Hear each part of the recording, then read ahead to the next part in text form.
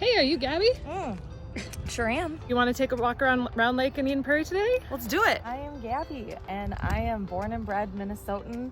I'm a social media strategist for a company here in the Twin Cities called Prime Therapeutics, and I'm a mom to a 2.5-year-old. His name's Emmett.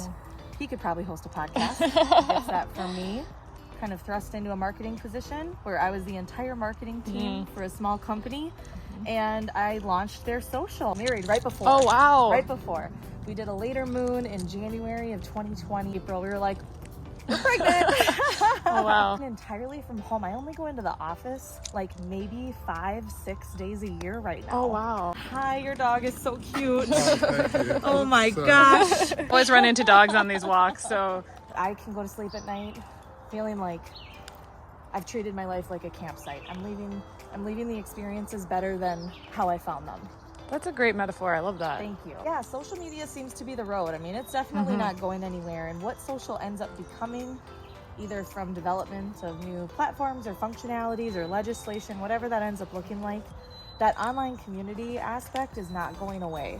And for me and my personal social, it's just all over the place. It's Like kinda all of us. Yeah, it's like a chef, right? Yeah. They cook all day. They don't want to come home It's true. and keep cooking. I think about social and I'm on social. I have my brand brain on all day. And by the end of the day, I don't have a lot of juice left for my own presence. So that's a question that I see on LinkedIn a lot is, does a social media manager need to be an influencer to be a good social media manager?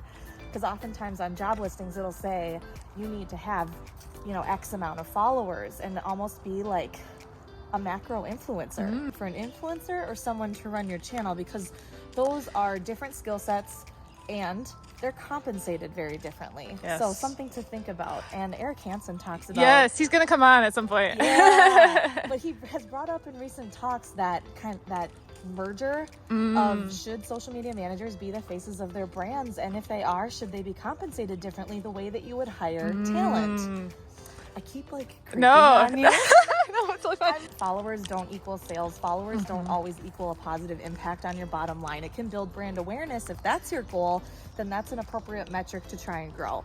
But if it's sales, then you need to focus on the right eyeballs at the right time, selling them the right thing when they're ready for it. Totally. So you have to warm up your audience. You have to get ready to give them a seamless experience to get to your product or the service that you're selling, so that they don't have to think or work hard. No one likes to think or work hard.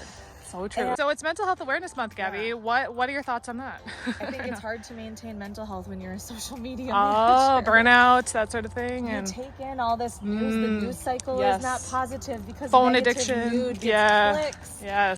I just think it's so important for people who are in digital marketing, particularly social media managers, to have a built strategy, plan, and time blocks for mental health breaks. Yes. To being a mom with a young child who needs a lot from me, and I'm trying to be a good partner to my husband, and I'm trying to be a great employee, and you try and you give, and all of a sudden you have no leaves left because you've been the giving tree and you're just standing there bare, right? And so just making sure you're still preserving something in your cup, not even filling it, just preserving it. Yeah. Because sometimes in reality, we only get so much time. You don't have time to fill it sometimes. So you just have to keep some for yourself. We thought millennials were bad. We're bad. Yeah, true. I mean, I'm saying that as an older millennial. Yeah, same.